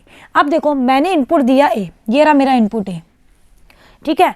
तो इनपुट ए तो मुझे as it is and gate जो होता है उसमें अगर इनपुट एंड गेट की अगर मैं बात करूँ तो एंड गेट कहता है कि अगर आप ए और बी इनपुट दे रहे हो तो आउटपुट मुझे मिलता है ए डॉट बी या ए एंड बी, ऐसे ही मिलता है। चलिए तो यहाँ पे ए ही मिलेगा। अब मुझे आउटपुट चाहिए ए बी बार, मुझे तो ए बी बार चाहिए ना, मुझे बी थोड़ी चाहिए इसकी जगह, मुझे इसकी जगह चाहिए बी बार चाहिए इसकी जगह। अब बी बार चाहिए यानी कि मुझे बी के आगे एक नॉट गेट लगाना पड़ेगा। तो ये रहा मेरा बी और इस बी के आगे मैंने ये नॉट गेट लगा दिया, तो यहाँ से बी की जगह बी बार निकलेगा। और जब ये बी बार इस ए, देखो यहाँ पे थोड़ी मिस्टेक है, यहाँ पे ये आएगा ओनली ए, यहाँ से तो आ रहा है ए और यहाँ से आ रहा है बी बार। इस डायग्राम को मैं बनाती हूँ नीचे, इस डायग्राम में मिस्टेक है, आप इसको सही कर लेना। देखो ये ऐसे बनेगा, हम इस डायग्राम को खुद बनाते हैं अपने कॉन्सेप्ट से। देखो मैंने यहाँ पे लगाया एक एंड गेट, एंड गेट में एक मैंने दे दिया ए और एक मैंने दे दिया बी, लेकिन मुझे आउटपुट पे चाहिए ए बी बार। ए दूंगी तो ए तो मिल रहा है एज इट इज, क्योंकि एंड गेट की प्रॉपर्टी होती है कि ए और बी देते हो तो ए डॉट बी मिलता है, लेकिन मुझे ए डॉट बी थोड़ी ए डॉट बी बार चाहिए। तो इसे ए बी के आगे मुझे एक नॉट गेट लगाना पड़ेगा, तब ये बी से यहाँ आ जाएगा बी बार और यहाँ से तो ये ए आ ही रहा है। ए और बी बार जब इस एंड के ऊपर संक्रिया करेंगे तो क्या मिलेगा? A B bar. मिला नहीं मिला? मिल गया। सिमिलरली इस नीचे मैंने एक और एंड गेट लगा दिया, क्यों? क्योंकि मुझे ये वाली टर्म भी चाहिए ए बार बी। अब की बार क्या करना है? अब की बार आपको ए के आगे नॉट गेट लगाना है, ए जो है इस ए के आगे, तो इस ए के आगे इसको मैंने जोड़ दिया और नॉट गेट लगा दिया। यहाँ से तो ए ही आ रहा था, इस नॉट गेट के लगते ही ये ए बार हो गया, और यहाँ से तो ये बी ही आ रहा है, यहाँ से जोड़ना है हमें, यहाँ से ये बी इसमें आ ही रहा है, तो ये ए बार और बी मिले तो यहाँ पे क्या मिला? ए बार बी। मिला नहीं मिला? और मुझे अब इन दोनों को जोड़ना है, बीच में प्लस का साइन है, तो जोड़ने के लिए कौन सा गेट यूज़ करते हैं? और गेट। तो और गेट लगा दो, तो इन दोनों के आगे मैंने लगा दिया क्या? मेरा और गेट, जो इन दोनों को जोड़ देगा और आउटपुट मुझे क्या मिलेगा? A B bar plus A bar B. बताओ, या फिर इसको ए एक्सोर बी भी कहते हैं, है ना आसान बनाना। तो इस तरह आपको डायग्राम बनाने आने चाहिए। ओके चलिए, तो ये हो गया मेरा इसका बूलियन व्यंजक। और इस तरह से तो एक्सोर जो गेट होता है वो इस तरह से बनाया जाता है, जिसमें हमने क्या क्या यूज़ किया? हमने एंड गेट भी यूज़ कर लिया, और गेट भी यूज़ कर लिया और नॉट। बताओ तीनों गेट यूज़ करे नहीं करे? यानी कि जो एक्सोर गेट है वो तीनों गेटों को यूज़ करके बनाया जाता है। अब देखो एक नॉट पॉइंट है क्या, कि हमारे जो नैंड द्वार हमने पढ़ा ना अभी, नैंड और नोर, NAND नैंड और नोर, कि एंड के सीरीज में नॉट लगा दो और के सीरीज में नॉट लगा दो तो हमारे नैंड और नोर बनता है। तो नैंड और जो नोर दो अंकीय परिपथ के निर्माण के खंड के रूप में काम में लिए जाते हैं ये दोनों। अर्थात नैंड द्वार या नोर का उपयोग कर हम और द्वार कोमा एंड द्वार एवं नॉट द्वार बनाए जा सकते हैं। इस कारण इन्हें सार्वत्रिक द्वार यूनिवर्सल गेट कहते हैं। यानी कि हमारे जो ये नैंड और जो नोर होता है इनको यूज़ करके, इन दोनों गेट्स को हम यूज़ करके हमारे अदर गेट्स बना सकते हैं। इसीलिए इन दोनों जो गेट्स हैं इनको कहा जाता है यूनिवर्सल गेट। पूछा भी जाता है बताइए यूनिवर्सल गेट कौन सा है, तो एंड और नॉट नहीं है, नैंड और नोर गेट है। तो हमने कहा कि हमारे जो नैंड और जो नोर होता है वो हमारे यूनिवर्सल गेट होता है। इट मीन्स यूनिवर्सल गेट है, तो हम ये कह रहे हैं कि इनके द्वारा, इन दोनों के द्वारा हम एंड और नॉट गेट बना सकते हैं। अब हम कह रहे हैं तो हम बना के भी देख लेते हैं कि क्या इन द्वारों को यूज़ करके हमारे एंड और नॉट गेट बनाया जा सकता है। चलिए हम करते हैं। देखो पहले तो हम नैंड को यूज़ करते हुए बनाएंगे तीनों गेट, नॉट, एंड और गेट। नैंड को यूज़ करना है, नैंड का डायग्राम आपको पता है, ये है, यही है ना, यही डायग्राम है ना, या फिर आप ऐसे बना दो ये और फिर ऐसे, एक ही बात है। ये हमारा नैंड का डायग्राम है। पहले हम बनाते हैं नॉट गेट। नॉट गेट बनाता है, नॉट गेट कहता है कि अगर आप ए दे रहे हो तो आपको ए y बराबर ए बार मिलेगा। तो मैंने केवल इसमें एक इनपुट दिया, यानी कि मैंने केवल एक इनपुट दे रही हूँ। जैसे मान लो मैंने दिया ए इनपुट, ठीक है, दो जो इनपुट आते हैं उनकी जगह मैंने एक इनपुट दिया। नैंड जो है, नैंड एंड की संक्रिया है, एंड का मतलब क्या होता है, डॉट, ठीक है। एक इनपुट दे रही हूँ तो ए ही मिलेगा। ए के आगे लग रहा है नॉट, भाई ए के आगे क्या लग रहा है, यहाँ से ए ही मिला, भाई ए इनपुट दे रही हूँ तो ए ही मिला। ए के आगे क्या लगता है, ए के आगे लग गया नॉट, तो ये हो गया ए बार। भाई दोनों इनपुट क्या है, मेरे जो दोनों इनपुट है उनको मैंने कॉमन कर दिया और दोनों एक ही है, दोनों एक ही है, तो दोनों एक ही मिलेंगे तो यहाँ ए ही प्राप्त होगा। ए के आगे लग रहा है नॉट तो ए बार मिला, तो बताओ आउटपुट क्या मिला, ए बार। तो ये नॉट की संक्रिया हुई नहीं हुई, हुई ना। चलिए एंड बनाते हैं। एंड बनाने के लिए मुझे ए डॉट बी चाहिए ना, ए डॉट बी या ए बी भी लिख सकते हो, एक ही बात है। देखो ए डॉट बी और ए बी ऐसे भी लिख सकते हो आप, लेकिन हम दर्शाने के लिए लिखते हैं कि भाई हाँ ये एंड हमारी जो है ना ये एंड संक्रिया है, बाकी होता मीनिंग इसका यही है। चलिए हमें ये आउटपुट चाहिए, हमने दिए दो इनपुट दिए, ये नैंड गेट है, यहाँ ये और लगा लेना, ये मेरा नैंड गेट है, यहाँ ये और लगा लेना क्योंकि ये नैंड गेट है, तो यहाँ मिसिंग गेट डायग्राम में लगा लेना। यहाँ से आपने दिया तो बताओ आपको क्या मिला, पहले एंड आया, ए और बी दिया तो ए डॉट बी मिला, फिर उसके आगे नॉट लगा हुआ था तो ए डॉट बी का बार हो गया, यानी कि ए डॉट बी का बार मिल गया। इस नैंड के आगे मैंने एक नैंड और लगा दिया, यानी कि जो भी इनपुट, इसका जो आउटपुट मिला ना, उस आउटपुट को मैंने एक नैंड गेट में और प्रवेश करवा दिया। जब एक नैंड गेट में और प्रवेश करवा दिया तो बताओ इसका डबल बार मिलेगा नहीं मिलेगा, मिलेगा ना भाई, इसका एक बार और बार हो जाएगा। एक बार और बार हो गया तो जब डबल बार होता है ना तो हमें वही चीज़ मिलती है जो पहले होती है, तो क्या मिल गया, ए बी या ए डॉट बी। तो बताओ ये एंड की संक्रिया हुई नहीं हुई, हुई ना। चलिए और क्या करते हैं, और के लिए हमें 3 नैंड गेट, देखो एग्जाम में ऐसे भी क्वेश्चन पूछे जाता है, बताइए नैंड गेट से कितने नैंड गेट के द्वारा एंड गेट प्राप्त किया जा सकता है, तो 2, और नॉट गेट के लिए एक ही, और 3 नैंड गेट होंगे ना तब जाके आपको एक और गेट प्राप्त होगा, ठीक है। अब कैसे, और गेट के लिए 3 नैंड गेट यूज किए, एक ये रहा, एक ये रहा और एक ये रहा। इसमें इस पहले वाले में एक ही इनपुट लगाया ए, इस दूसरे वाले में दूसरा इनपुट लगाया बी, इन दोनों को जब लगाया तो यहाँ मिला ए बार, यहाँ मिला बी बार, यहाँ से यही तो सेम हुआ। ए बार बी बार को एक नैंड गेट में और भेजा तो ए बार बी बार का बार हो गया, क्यों, क्योंकि इसका तो बार ही तो करता ही है, तो इस पूरे का बार हो गया। ये तो अलग अलग बार थे और इस पूरे का बार हो गया।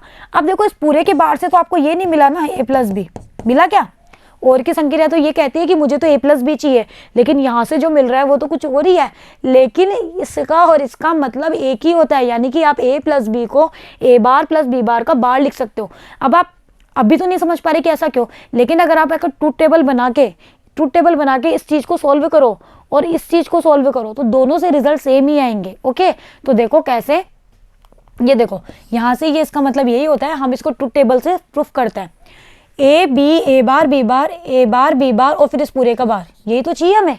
चलिए 0 0, ए का ए बार 1, बी का बी बार 1, ए बार बी बार किया, इन दोनों को मल्टीप्लाई कर दिया 1 और फिर इस पूरे का बार लिया, यानी कि इस 1 का बार 0। सिमिलरली 1 0 किया तो मिलेगा 1, 0 1 किया तो भी मिलेगा 1 और 1 1 किया तो भी 1। बताओ ये ए प्लस बी की ट्रूथ टेबल है या नहीं, यही थी क्या ए प्लस बी की या ए और बी की। 0 0 है तो 0, 0 1 है तो 1, 1 0 है तो 1, 1 1 है तो 1 1 है तो भी 1।